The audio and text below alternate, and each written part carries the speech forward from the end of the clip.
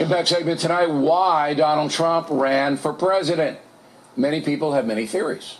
Here at The Factor, we believe that an incident on April 30th, 2011, way back then, might have planted the seed in Mr. Trump's mind for the run. That was the occasion where President Obama mocked Trump at the White House Correspondents Dinner for more than 5 minutes.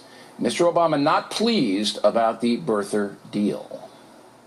As some of you heard, the state of Hawaii released my official long-form birth certificate. Hopefully, this puts all doubts to rest. But just in case there are any lingering questions, tonight, I'm prepared to go a step further. Tonight, for the first time, I'm releasing my official birth video.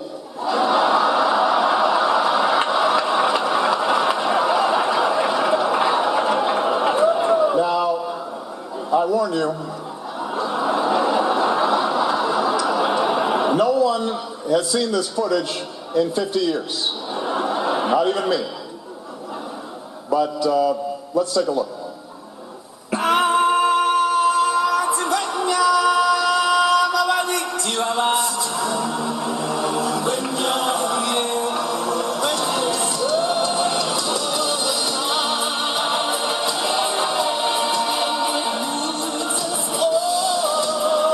I want to make clear to the Fox News table, that was a joke.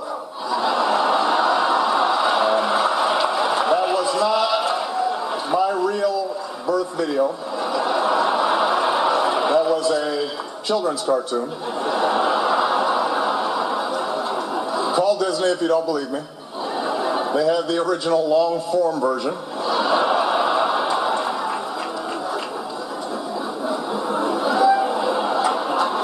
Donald Trump is here tonight.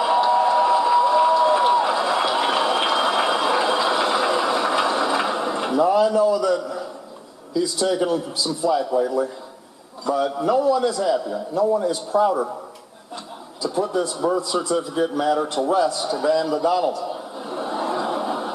And that's because he can finally get back to focusing on the issues that matter. Like, did we fake the moon landing? What really happened in Roswell? And where are Biggie and Tupac?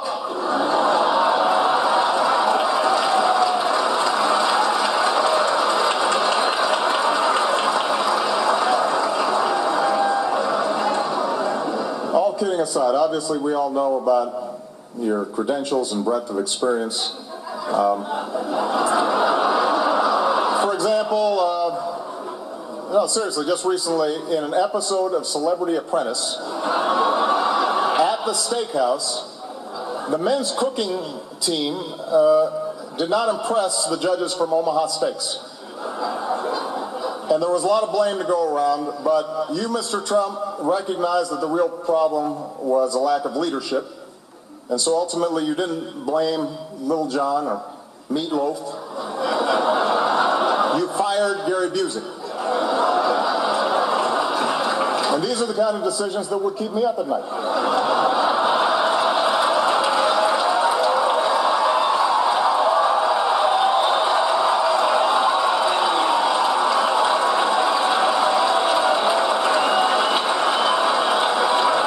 Well handled, sir. Well handled. Say what you will about Mr. Trump. He certainly would bring some change to the White House. Let's see what we've got up there.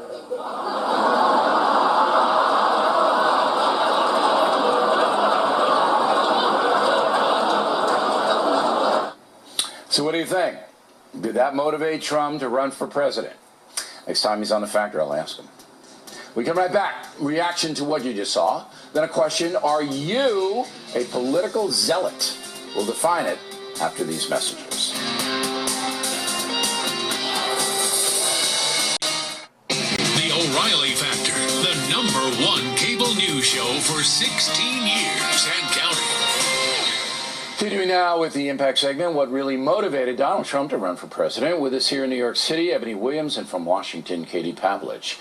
So I know Trump pretty well, and everything's personal to him. Everything is personal. And I think that his disdain for President Obama was a motivating factor. Katie, do you feel the same way? I think it certainly played a role, and I think Trump probably liked seeing his name up on the White House during that skit. But you have to put the other context into play here of the timing of his run. Donald Trump has talked about running for president since the 1980s. He's talked about running for the governor of New York. But this time around, he was in a position to look at the country in 2011 and see the 2010 turnover of the House. That was a historic moment. We saw Eric Cantor's seat taken away by a regular professor from Virginia. People were angry, not just with the Obama economy, but with the Bush economy. And the year 2016 gave Donald Trump an opportunity to run against a weak candidate in Hillary Clinton and to run as an outsider in a Republican primary where people wanted to see someone besides a politician taking that nomination. But I think, that really solidified it. What do you say, Ebony? Yeah, but I think that was gasoline on an already burning oven. As Katie pointed out, Trump went on Oprah in '88 and said he'd never rule it out. And by the way, message is consistent, still America First message.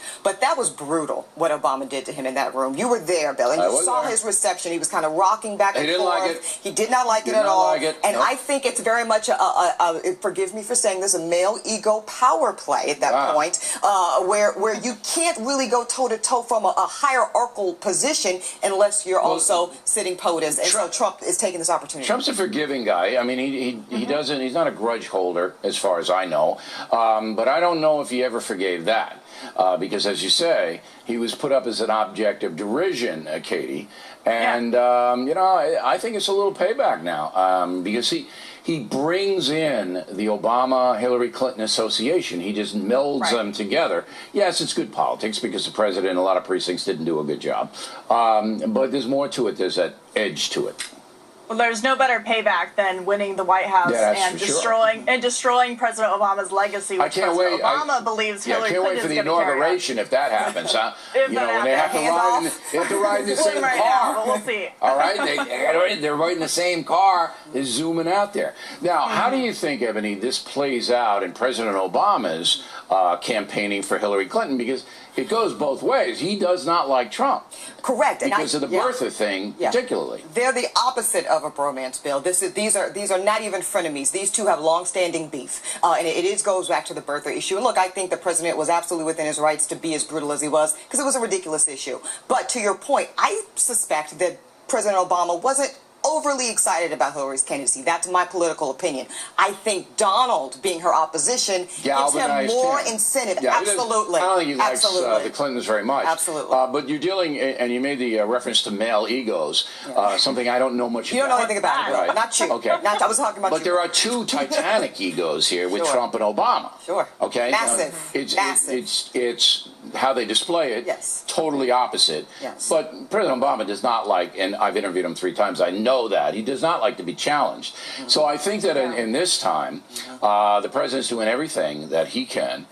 And it's almost like the American people, not quite to elect Hillary, but not him, Katie. Not him. Because